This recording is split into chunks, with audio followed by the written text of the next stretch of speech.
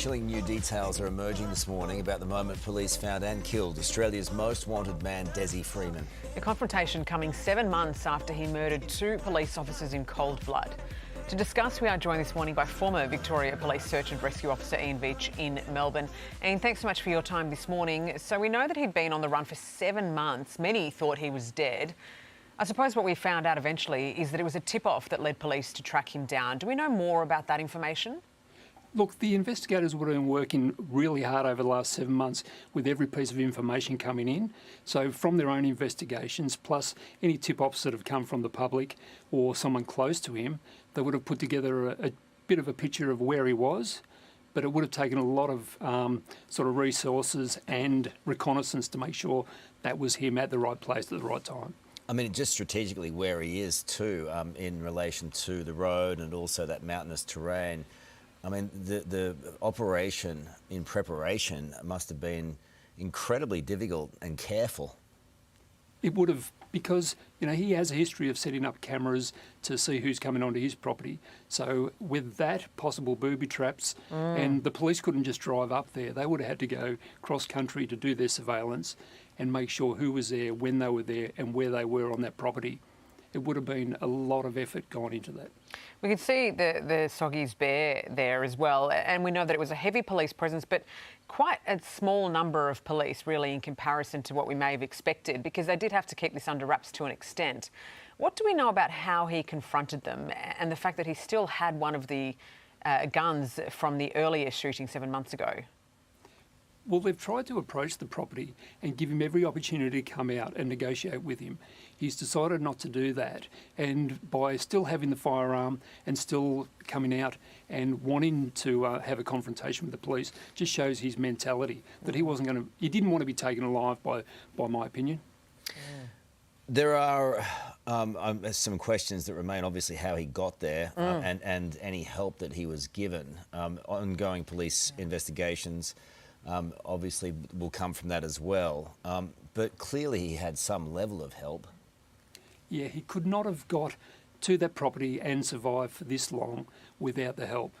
And that's where the police will now, the investigation is certainly a long way from being over. They will be fingerprinting that place, there'll be DNA in it, they will see how many people have been there. As you saw from all the footage, there's more than one chair sitting outside. So who's been there and who's visited him when? Has there been some strangers in the local area? Is it someone from the local area? So there's a lot of questions to be answered, and those people will be brought to justice for helping a cop killer. Yeah, and of course we are thinking about those 2 officers who he did kill 7 months ago and their families, who no doubt have some closure today but are still hurting from the loss. Well, while Australia's most wanted man, Dezi Freeman, has now been shot dead, Victoria Police is warning their investigation is far from over, vowing to track down those who helped harbour the fugitive. Former Victorian detective Charlie Bazina joins us live now from Melbourne. Charlie, thanks for your time this morning.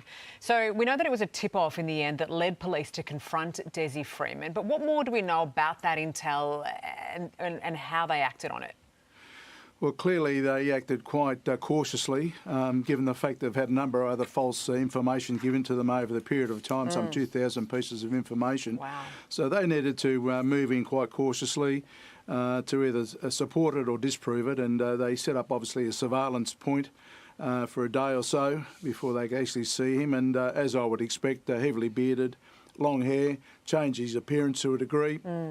And I think they may have had a little bit of doubt possibly about his identity, and then they certainly made the decision, formulated a plan, and reading the crime scene, it looks like that they would have commenced negotiations, come out with your hands up, you're surrounded in that type of scenario, and when he's refused to do that, it looks like the Bearcats with the extended arm has pierced the side of the container and filled it with some gas of some sort, which got him to get out, and that's when the confrontation occurred. It is quite the extraordinary operation, and if we can, Charlie, I might just get you to go into a little bit more detail, because this is a sprawling property that we're looking at, right? And as you say, police would have had to surveil it to be certain that it was him, given that so many months have passed, and also just given his knowledge of this area, the fact that he was even able to get there in the first place from Pawnpukka, and knowing that there may have been booby traps and so on. I mean, the police were at real risk here as well. Yeah, very much. The only advantage they had, there was no other people that were going to be put in danger. So that was one bonus, and the only bonus really, because here you've got a open expanse area. They know that the possibility of what might this fellow occur, and ultimately he's got nothing to lose. Yeah. He may appreciate it. He's going to jail for life. No parole, and ultimately, and he wasn't, and they knew, and police knew across the board that he wasn't going to give up. It wasn't going to be a suicide situation. It was going to be, I'm going to come out like a martyr. I'm going to come out shooting. They knew that, but they formulate a plan and saying, well, what's the safest? What's the safest? And they go all through different scenarios, and clearly they've come to that one decision of saying, well, because it's so open, we've got no real cover as such, and they want to resolve it in the safest possible means by them and also him. But he's called the shots, he's set the rules, and he's paid the penalty. Well, that's right. And as you said there, you know, he also did have the police gun from that fatal shooting back in August as well, right? So he was holding on to that and, in fact, withdrew it, as we've seen that image of it there. You mentioned before there were 2,000 tip-offs that police received in this time. In those 7 months, many thought Dezi was dead. So how was he able to avoid detection for so long? How much help would he have needed? Well, look, he may not have needed much help, and I was always of the belief that he had a head start after killing the police officers and attempting to kill the third officer. And he had a head start before the actual SOG got up there, flew in with the helicopter. And then I learned since then that there are other sovereign citizens actually in Papunya that would have been sympathetic to his cause. I would guess that he's then gone to that particular person, or a person of sorts. The police know that he's had some help to go up there. You just don't do 180 kilometres on foot. And he may have gone there from the get-go, and how he's actually know about the property has to be local knowledge. He'd have to be assisted because he's getting food and nourishment and water to that location, because he couldn't walk into town because country people know if you're a stranger, and ultimately he couldn't afford that. So clearly there's been some help. So the investigation now ramps up quite significantly. Yeah. To try and establish who and the potential charges these people will be facing. So many answers that we are still seeking. No doubt they will come after this lengthy investigation. As always, Charlie, thanks for joining us this morning in your insight.